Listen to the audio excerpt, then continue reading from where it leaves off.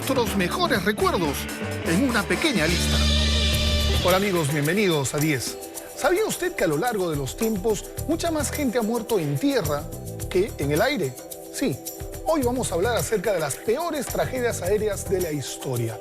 Empecemos de una vez con el programa de hoy. 3000. No tenemos oxígeno. Alarma de proximidad de terreno. Aeroperú 603. ¡Estamos impactando en agua! Casi la mayoría de personas tiene cierto temor a abordar un avión.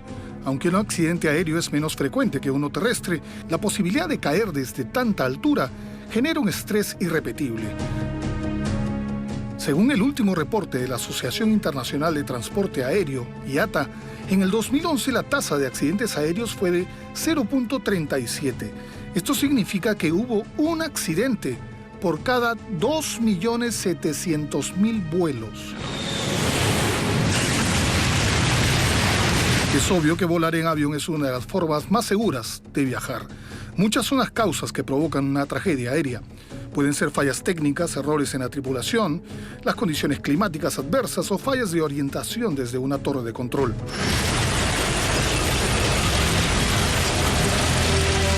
La mayoría de los casos cuando ocurre un accidente aéreo es porque el piloto, con el copiloto, la tripulación, el personal de mecánicos, en fin, alguien cometió un error que fue llevando a otro y a otro y a otro. En el Perú son varias las catástrofes aéreas que han ocurrido. Los primeros registros datan de 1962. Ese año la compañía Fawcett fue protagonista de 2 siniestros con 25 muertos en total. 4 accidentes más ocurrieron entre 1967 y 1996, siendo este último el mayor desastre en cielo nacional. Aún en la memoria de muchos están las terribles imágenes del Boeing 737 que se estrelló contra un cerro cercano al aeropuerto de Arequipa. Una falla en el altímetro y la densa niebla provocó la muerte de 123 personas. Fawcett cerró en 1999. Entre los accidentes más recordados de los últimos años hay 2 vuelos de TANS. Uno fue en enero del 2003 cuando el vuelo 222 procedente de Chiclayo se estrelló contra el Cerro Coloque en Chachapoyas. Y otro en agosto del 2005 cuando un avión con 92 pasajeros y 8 tripulantes tuvo un aterrizaje forzoso en el kilómetro 7 de la carretera Basadre, en Pucallpa. Ese día hubo 40 muertos y 58 sobrevivientes.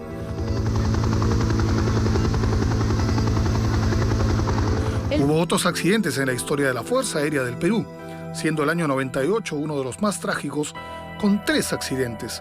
El primero fue en Piura, en marzo, con un saldo de 28 fallecidos. El segundo en mayo, cerca del aeropuerto de Andoas, en el que murieron 74 y sobrevivieron 13 personas. Entre ellos la conocida mujer boa Marta Chuquipiondo. Yo no sé cómo he salido, yo no sé cómo te estoy contando ahorita esto. Por ello le doy gracias a Dios. Nunca salí de la explosión, jamás.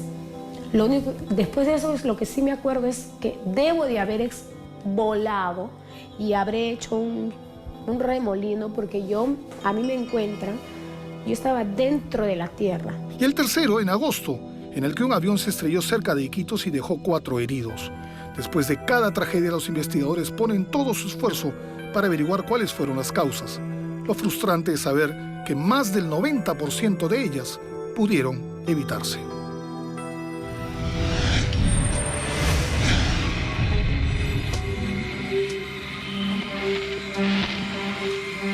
Era un Boeing 757, moderno avión de Aeroperú, nuestra aerolínea de bandera.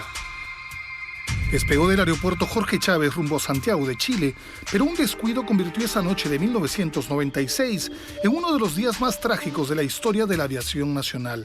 Era el vuelo 603 y estaba al mando del experimentado capitán Eric Schreiber, instructor en jefe de aviones Boeing y jefe de pilotos de la aerolínea, y el copiloto David Fernández Reboredo. Minutos antes, el piloto había hecho la inspección de rutina del aparato y no había notado nada inusual. A las 12:40 de la madrugada, el avión partió con 61 pasajeros y 9 tripulantes. Un minuto después se presentó el primer problema. La alarma de emergencia indicaba que los 3 altímetros estaban atascados. El piloto dio instrucciones al copiloto, pero el indicador de velocidad también dejó de funcionar. Los conductores estaban volando a ciegas. De pronto, otras alarmas daban datos contradictorios, provocando confusión. El avión no volaba en posición nivelada e iba a exceso de velocidad. Estaban a 60 kilómetros de Lima. Habían decidido regresar, pero debían ser guiados por la torre de control. Lo que no sabían es que los datos del radar eran erróneos, ya que provenían de la computadora del avión. La nave estaba a 300 metros sobre el nivel del mar, mientras el radar indicaba 3.000 metros de altitud. Minutos después recibieron la alarma de vuelo demasiado bajo, pero no sabían si era verdad. Los mandos vibraban y el ruido en la cabina se hacía insoportable. ¿Cómo puede estar volando con esta velocidad si estamos bajando con todo el poder cortado? Irónicamente, el último dato sí era verdadero. Scherer decidió virar hacia el mar para evitar la colisión contra algún cerro. A la 1:11 de la madrugada sintieron el impacto de una de las alas del avión en el mar y Scherer le dijo a la torre: estamos impactando en el agua. ¡Estamos impactando en agua! Les dijeron que se eleven, pero la respuesta fue un silencio absoluto. Murieron 70 personas.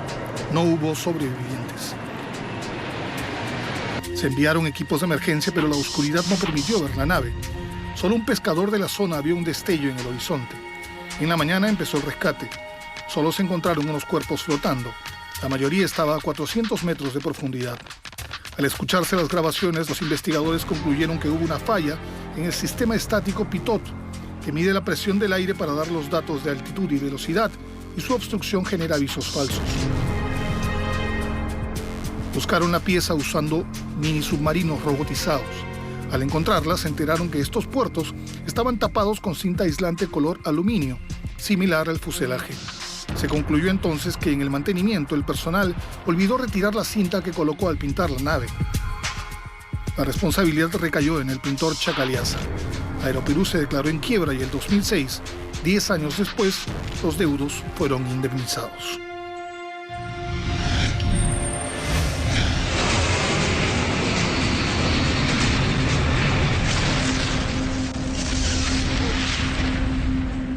En 1979, el Aeropuerto Internacional O'Hare de Chicago era el más transitado del mundo.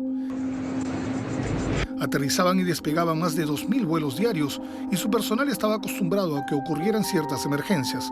Pero lo ocurrido el 25 de mayo superaría todos los cálculos y sería catalogado el peor accidente aéreo de los Estados Unidos. El vuelo 191 de American Airlines iba a ser operado por un avión DC-10 que iba a ir de Chicago a Los Ángeles. El modelo ya había tenido antecedentes de accidentes fatales, pero esa nave acababa de ser inspeccionada. Por cosas del destino, el veterano piloto Walter Lux, que acababa de aterrizar procedente de Phoenix, Arizona, se puso al mando del DC-10 a solicitud del otro piloto que le pidió cambiar de turno como un favor especial.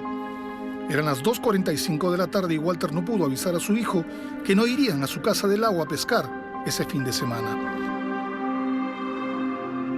A bordo del avión iban 258 pasajeros y 13 tripulantes. El despegue se realizó a las 3 de la tarde. American 191 despegando. Cuando se encontraban a unos 40 metros del suelo, el copiloto James Dillard notó que estaban perdiendo potencia en el ala izquierda. El controlador del aeropuerto vio que el motor se había desprendido del avión, arrancando parte del ala, pero su nerviosismo le impidió avisar a la cabina del avión. De pronto la aeronave se inclinó hacia la derecha, pero el copiloto logró enderezarla, mientras en el aeropuerto se preparaban para un aterrizaje de emergencia. 20 segundos después volvió a inclinarse hacia la izquierda debido al cambio del centro de gravedad. Luego se produjeron 2 explosiones. El avión fue a una zona habitada y terminó estrellándose allí.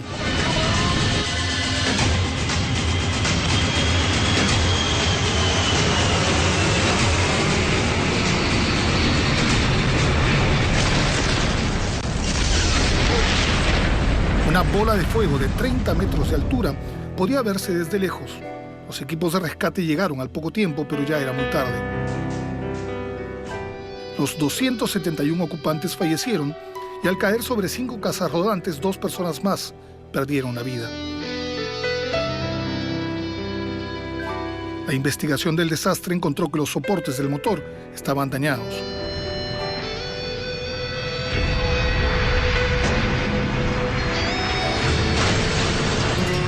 Luego se descubrió que los mecánicos de American Airlines usaron métodos no autorizados.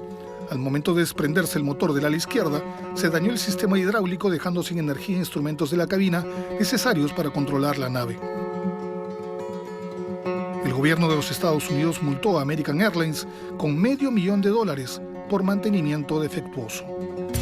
Casi 300 muertos en el penoso vuelo 191. Muy bien, vámonos al corte, a la primera pausa del programa, y al volver tenemos otro tipo de accidentes en Perú, en Arabia Saudita, en Tenerife, en muchos lugares más. Las peores tragedias aéreas de la historia. Nuestros mejores recuerdos en una pequeña lista. Ya la tengo. Háganse un 10 de los lugares que más te gustan de Lima. ¿Por qué no? Ya estamos de regreso en el programa de hoy. Y en este bloque hablaremos de los casi 200 muertos en Sao Paulo, de la tragedia de Lanza en la selva peruana y con el fin de una peregrinación de nigerianos que acabó con muchas muertes en Arabia Saudita. Veamos. Comunicamos una emergencia. Estamos teniendo problemas de control del vuelo. Recibido. Pensé que erais Saudí 738. Cada año la Meca en Arabia Saudita, ciudad natal de Mahoma, recibe a millones de peregrinos de la religión islámica y el aeropuerto Jeddah Rey Abdulaziz está preparado para esta movilización multitudinaria. El 11 de julio de 1991 significaba para 247 fieles nigerianos el regreso a su país luego de haber cumplido con su deber religioso. Los pasajeros del vuelo 2120 de Nigeria Airways eran de pueblos pobres nigerianos. Era un vuelo charter operado por la empresa canadiense Nation Air y el piloto William Allen tenía más de 20 años de experiencia. Otros 13 tripulantes iban en la nave DC-8. El avión partió a las 8:26 de la mañana. De pronto escucharon un ruido fuerte, pero los controles no indicaron alguna anormalidad. Continuaron su ascenso y al minuto y medio se prendieron las luces que indicaron presión baja en la cabina. En ese instante se comunicaron con la torre de control, pero el controlador había recibido un reporte con un problema similar de otro avión. Y esto causó confusión, pues pensó que se trataba de la misma nave, por lo que dio instrucciones erróneas. Cuando perdieron el control hidráulico, decidieron regresar al aeropuerto. En ese instante, la aeromoza se percató de humo en la parte trasera del avión y avisó al mecánico a bordo. Los pasajeros abandonaron sus asientos debido a que no podían respirar mientras el fuego avanzaba. A 19 kilómetros del aeropuerto, la situación en la cabina empeoró más aún. Es recién en ese momento que el controlador de la torre se percató de su error, identificando al vuelo 2120 y empezó a dar instrucciones de aterrizaje. Mientras tanto, el fuego ya había llegado a la sección de pasajeros y algunos cuerpos fueron despedidos fuera del avión. Finalmente, al regresar a la pista de aterrizaje, el DC-8 impactó contra el suelo y explotó.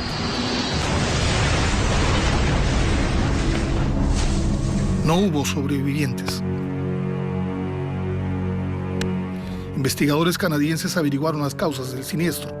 Las primeras pesquisas indicaron que las ruedas del tren de aterrizaje reventaron durante la partida. Luego se supo que las ruedas estaban gastadas, pero un ejecutivo de Nation Air ordenó que no se cambiaran para evitar retrasos. Las ruedas mal infladas se pincharon, hubo un recalentamiento y empezó el fuego. Tras el accidente se tomaron varias medidas como instalar sensores de humo y contar con ruedas bien infladas. Nation Air quebró en 1993.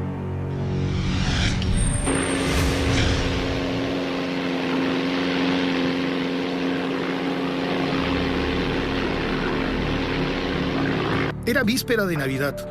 Julián Kepke y su madre tomaron en Lima el vuelo 508 de Lanza con destino a Pucallpa. Ellas, al igual que otros 91 pasajeros, iban a pasar la Nochebuena en esa ciudad. El vuelo partió con retraso ese 24 de diciembre del 71. Julián Kepke, hija del biólogo Hans Wilhelm Kepke y la ornitóloga Ana María Kepke, ambos alemanes, acababa de terminar la secundaria y se disponía a pasar 3 meses en Iquitos junto a sus padres, jefes del programa de investigación de Historia Natural de la Universidad San Marcos. Cuando Cuando se encontraban sobrevolando el cielo amazónico, el avión cuatrimotor comenzó a sacudirse debido a una tormenta que azotaba la zona. Los pasajeros estaban nerviosos. El equipaje de mano caía de las cabinas y les ordenaron abrocharse los cinturones. Las sacudidas eran cada vez más fuertes. Julián vio de pronto una luz que atravesó la hélice del motor derecho. Era un rayo. Tras inclinarse hacia un lado, la nave comenzó a caer en picada. El avión se partió en dos y su asiento salió despedido a 2.000 metros de altura. Debido a la espesa vegetación y a estar amarrada a su asiento, la joven de 17 años sobrevivió.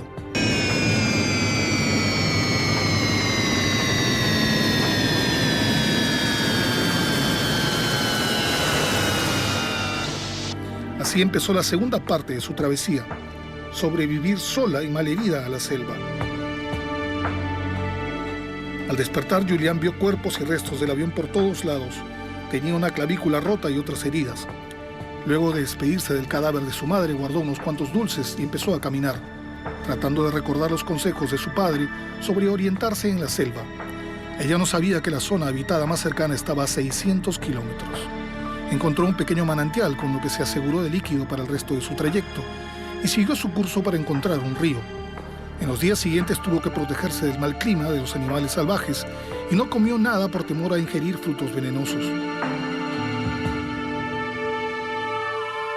Para el 1 de enero el manantial se había convertido en un río y encontró una canoa a motor.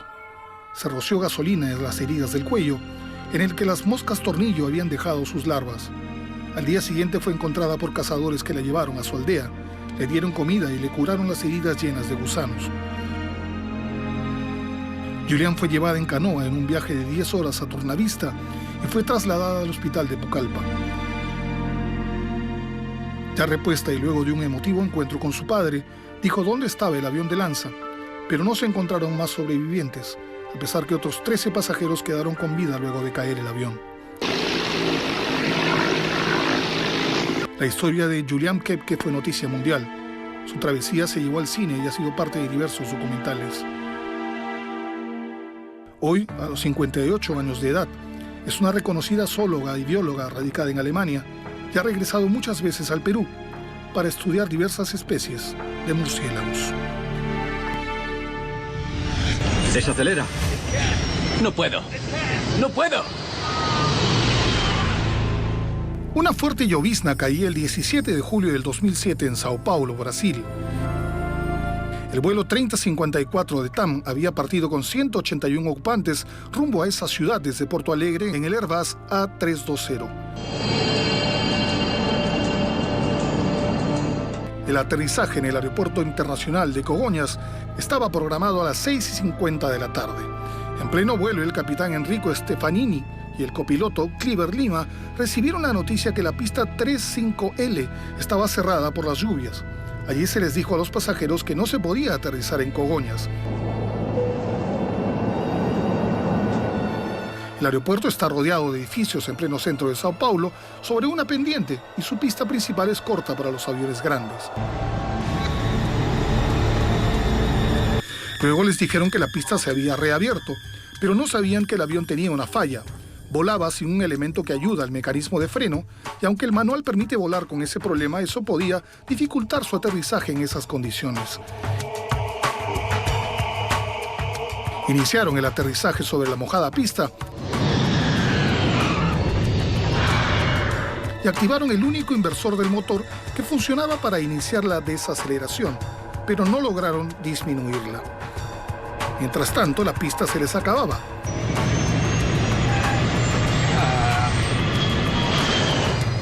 Los pilotos presionaban los frenos de pie sin éxito. El avión giró hacia la izquierda y se estrelló contra un edificio de TAM Airlines y una gasolinera.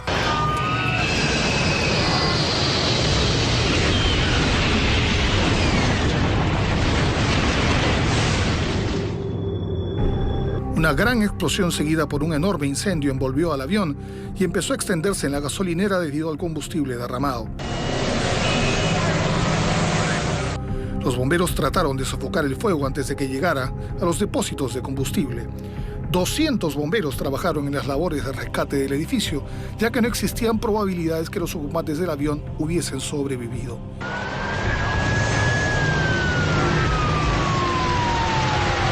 199 personas murieron, incluidas las que se encontraban en la gasolinera y en las oficinas de TAM Airlines.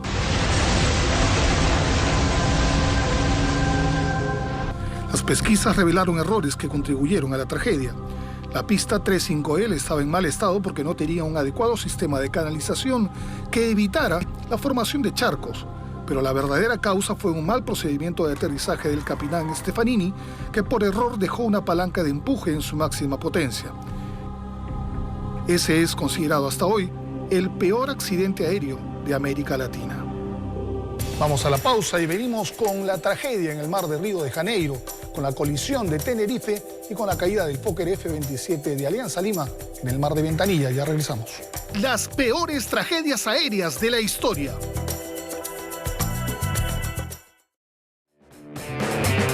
Nuestros mejores recuerdos en una pequeña lista. Los 10 futbolistas peruanos que tuvieron todo para triunfar, pero por alguna extraña razón fracasaron en el intento.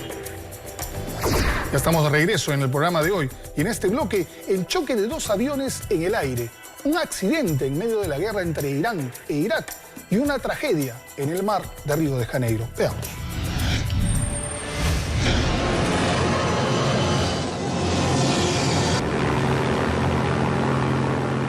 El avión partió de Río de Janeiro la noche del 31 de mayo del 2009 llevando 216 pasajeros y 12 tripulantes. El comandante Marc Dubois y sus dos copilotos, Pierre Bonin y David Robert, eran los encargados de pilotear el moderno Airbus A330. Todo parecía estar en calma hasta que poco después de la 1:30 de la mañana se tropezaron con una tormenta. 30 minutos más tarde el piloto decidió tomarse un descanso y dejó el mando a los dos copilotos. 10 minutos más tarde, cerca de la línea ecuatorial, Bonin avisó a la tripulación que permanezcan sentados porque el avión se sacudiría por la inminente tormenta eléctrica. Pero lo que los copilotos veían en su radar climático era una pequeña tormenta que estaba muy próxima a ellos y que les impidió darse cuenta de que más adelante los esperaba una tormenta de 400 kilómetros de extensión. A esa hora, la torre de control brasileña no tenía comunicación con la aeronave. Cuando la situación se agravó, el piloto automático se apagó. Entonces los copilotos debieron tomar el control manual de la nave. En ese instante, otra alarma empezó a sonar indicando que el avión volaba demasiado lento. Bonin, en medio de su nerviosismo, jaló la palanca hacia atrás, elevando la nariz del avión cuando debió hacer todo lo contrario. A partir de entonces ocurrieron varios errores. El capitán se acercó a la cabina, pero no ayudó mucho. Minutos después, el vuelo 447 se estrelló en medio del Atlántico.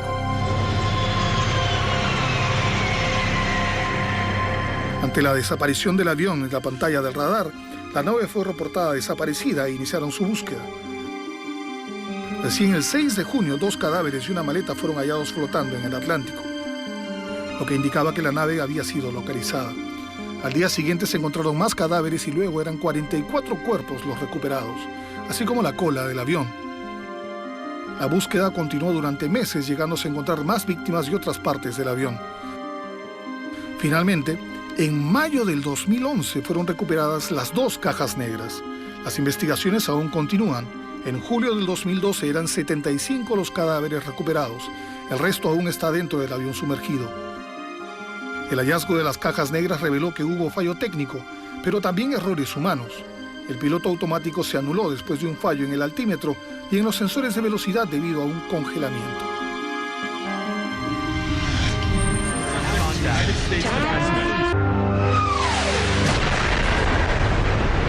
A mediados de 1988, la guerra entre Irán e Irak estaba terminando luego de un conflicto de 8 años. Por entonces, un crucero lanzamisiles de la Marina norteamericana luchaba contra una cañonera iraní en el Golfo Pérsico. De pronto vieron en el radar que un avión se aproximaba. Era el vuelo 655 de Iran Air. El avión de pasajeros de Iran Air despegó el 3 de julio rumbo a Dubái, en Emiratos Árabes. Para llegar a su destino cruzó una zona en la que el lanzamisiles norteamericano Vincennes se encontraba en combate. Cuando el radar captó la proximidad del Airbus iraní, no se sabía qué clase de aeronave era. Para salir de dudas, el barco buscó comunicación, pero al no obtener respuesta llamaron al avión por la frecuencia de emergencia aérea internacional, pero fue en vano. Con el avión cada vez más cerca, el radar norteamericano captó que se trataba de un caza F-4 iraní. Eso alertó al crucero que se preparó para un ataque enemigo. Pidieron permiso para disparar si el avión seguía acercándose. Cuando el vuelo 655 estaba a solo 35 kilómetros, intentaron comunicarse y advertirle que dispararían contra él. Al ver que el avión seguía aproximándose, tomaron una decisión. El capitán William Rogers dio la orden de lanzar 2 misiles.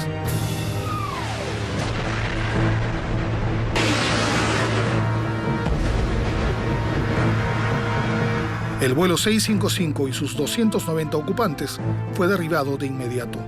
La televisión iraní mostró la zona del siniestro y el rescate de los muertos, conmocionando al mundo entero. Hubo protestas en contra del gobierno de los Estados Unidos y se inició una investigación. Estas indicaron que el radar había sido mal manipulado y captó la señal de otro avión. Además, se supo que el Airbus no respondió a los llamados porque se hicieron en una frecuencia que no pudieron captar. Durante las llamadas de emergencia, los oficiales norteamericanos no fueron muy claros y el capitán iraní pensó que se trataba de una comunicación a otro avión. También se pensó que el avión descendía para atacar, cuando en verdad hizo todo lo contrario. George H.W. Bush, vicepresidente de Ronald Reagan, defendió a su país frente a las Naciones Unidas diciendo que fue un incidente de guerra y se negó a disculparse. Tiempo después, el acceso a documentos confidenciales reveló que durante el incidente la Vincennes estaba en mar iraní y no en aguas internacionales. Es decir, que no se encontraba en la ubicación correcta y que por eso el Airbus pasó cerca de ellos. En 1996, Estados Unidos pagó a Irán $68 millones en compensación a las víctimas.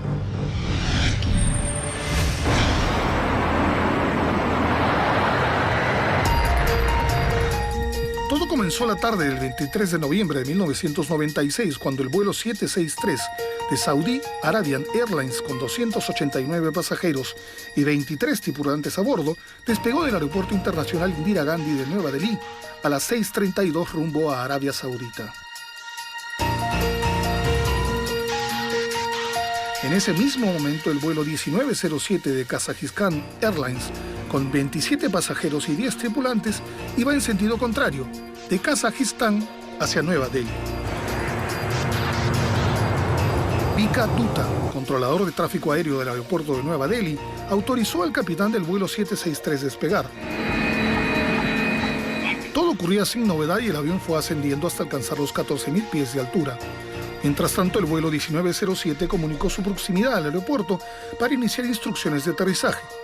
Estaban a 119 kilómetros de distancia y sobrevolaban el mismo espacio aéreo que el avión de Saudi Arabian Airlines, pero en sentido contrario. Dutta les dio instrucciones de bajar a 15.000 pies y advirtió a sus tripulantes la cercanía del Boeing 747. 8 minutos después, desde la torre de control intentaron advertir de la proximidad, pero ninguno de los pilotos respondió. El Boeing 747 de Saudi Arabian Airlines y el Ilyushin 1176 de Kazajistán Airlines chocaron en el aire sobre los campos de Charkhi Dadri en Nueva Delhi.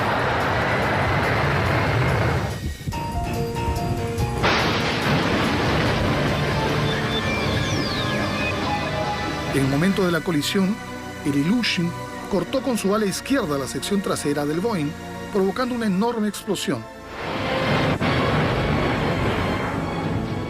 Los 349 ocupantes de las 2 naves perecieron.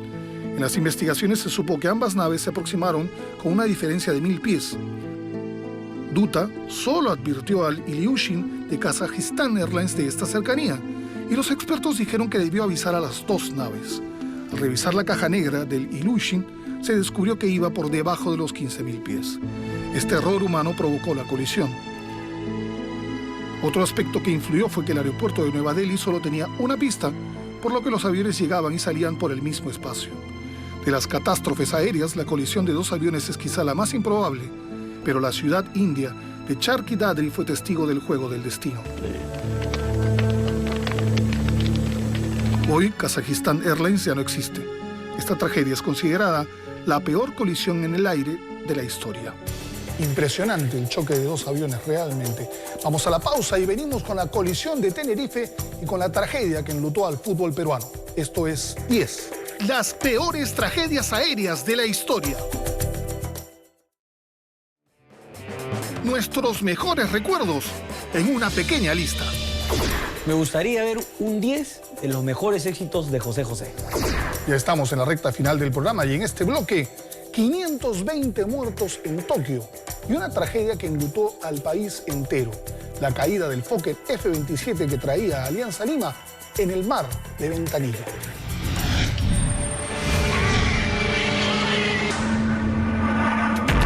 El Boeing 747 de Japan Airlines despejó del aeropuerto internacional de Haneda en Tokio rumbo a Osaka a las 6:12 de la tarde del 12 de agosto de 1985 con 509 pasajeros y 15 tripulantes.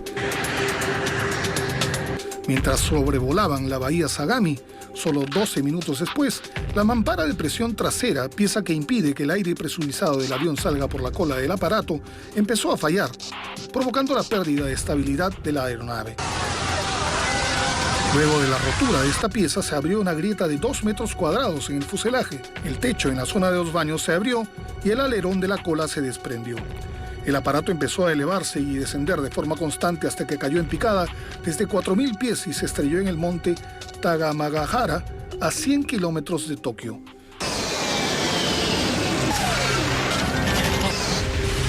Un helicóptero de la Fuerza Aérea de los Estados Unidos partió de una estación militar cercana a inspeccionar la zona y reveló que no había sobrevivientes. A la mañana siguiente, brigadas de rescate japonesas llegaron al lugar y encontraron a 4 mujeres con vida. Una azafata y 2 pasajeras, madre e hija, estaban en la parte trasera del avión y una niña de 12 años fue encontrada en la rama de un árbol.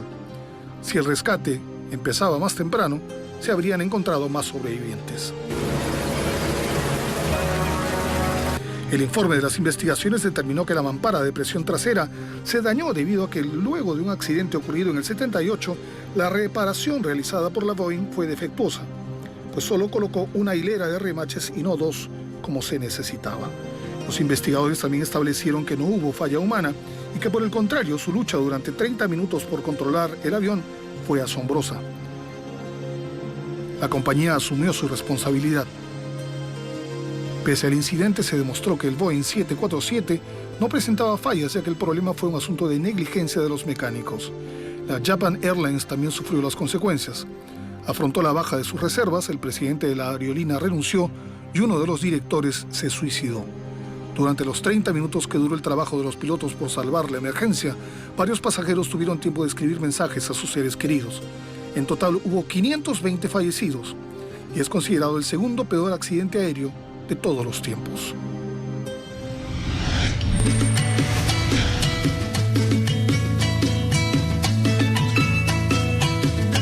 ...8 de diciembre de 1987... En el Fokker F-27 fletado a la Marina de Guerra del Perú viajaba un triunfante equipo íntimo que se encontraba en su mejor momento liderando el campeonato. Retornaba de Pucallpa sin imaginar que habían tomado un viaje sin retorno. Se dio una tragedia que difícilmente vamos a poderla olvidar. 19 años después de la tragedia, un revelador informe destapó una serie de irregularidades que señalaban al piloto y copiloto como los culpables directos del accidente y demostraba que hubo negligencia al poner al mando a personal que no tenía experiencia en vuelos nocturnos. Ese martes, el equipo aliancista y su personal técnico debieron partir de Pucallpa a las 5:20 de la tarde, pero por retraso del responsable de la taquilla partieron a las 6:30. Cuando el avión se encontraba ya a pocos minutos de aterrizar en Lima, se procedió a bajar el tren de aterrizaje. Eran las 8:02 de la noche y uno de los indicadores del panel señalaba que el tren de aterrizaje ubicado en la nariz del avión estaba inseguro. Ese fue el punto de partida para el fatal desenlace. El piloto, teniente Edilberto Villa, sobrevoló la pista de aterrizaje a fin de que verifiquen la posición del tren de nariz, pero otros hechos se fueron sumando. Tanto el piloto como el copiloto no sabían qué hacer en estos casos, por lo que se tuvo que consultar el manual de operaciones, que además estaba en inglés, idioma que ninguno de los dos conocía. El piloto hizo un par de veces la maniobra de inclinar hacia adelante de forma brusca la aeronave con la intención de que esto bajara el tren de nariz, y esto puso nerviosos a los pasajeros. Una evaluación anterior arrojó que el piloto se desorientaba en una situación de estrés, lo que seguramente fue el motivo para que entregase los controles al copiloto. El copiloto, una vez tomado el control, insistió en pasar una segunda vez por la pista, a pesar de haber recibido de la torre de control la verificación de que los 3 trenes de aterrizaje estaban abajo. La inexperiencia del copiloto dificultó la tarea de disminuir la velocidad. Ni el piloto ni el copiloto se percataron de lo que indicaba el altímetro. El piloto, que conducía a ciegas, tomó los controles, niveló ligeramente las alas e impactó en el mar. Eran las 8:14 de la noche. Muchos de estos detalles se omitieron en el informe de febrero del 88, pretendiendo ocultar hechos tan importantes como que la ruta Pucallpa-Lima solo se hacía de día.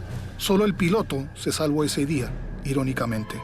Los otros 43 ocupantes perdieron la vida. La historia se escribe de esa manera, fue algo y hasta ahora van a pasar los años y pasarán, pero nadie se va a olvidar de esa generación de grandes jugadores de Alianza Lima. Alianza Lima perdió 16 jugadores, 6 miembros del cuerpo técnico liderados por Marcos Calderón, 4 auxiliares y 8 miembros de la barra. El mar fue poco a poco devolviendo sus cuerpos en medio del dolor de familiares, amigos, hinchas y todo aquel que se sintió conmovido ante la tragedia.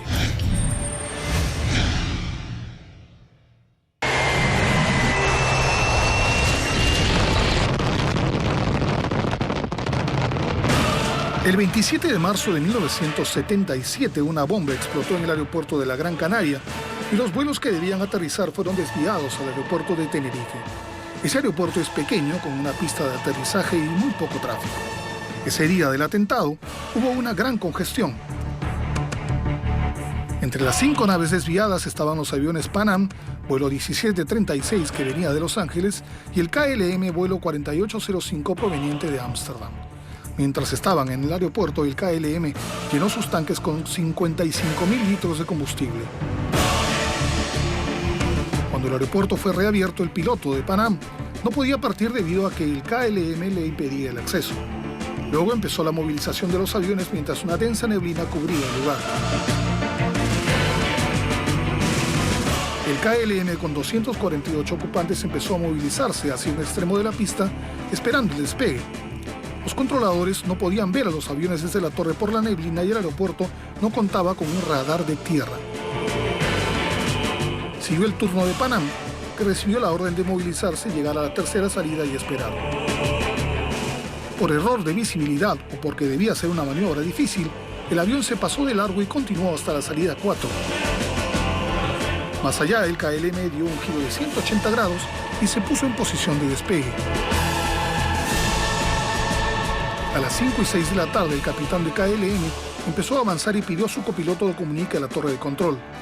Este lo hizo de manera poco clara y la respuesta fue que espere a que el Pan Am confirme pista libre.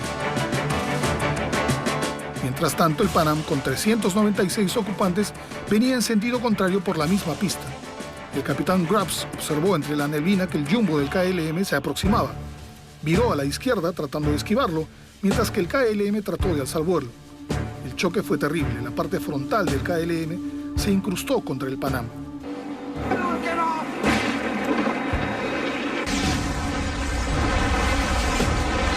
Los motores golpearon la parte trasera, matando a todos los ocupantes. En la torre de control oyeron 2 explosiones. Era el KLM que, tras ascender, se estrelló contra el suelo y 150 metros más allá se produjo un incendio que acabó con sus ocupantes. Hubo 61 sobrevivientes.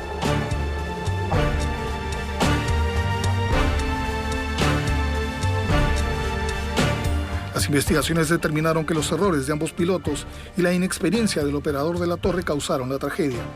Otros factores como la neblina y la carga de combustible del KLM influyeron en el siniestro. Esa noche murieron 583 personas.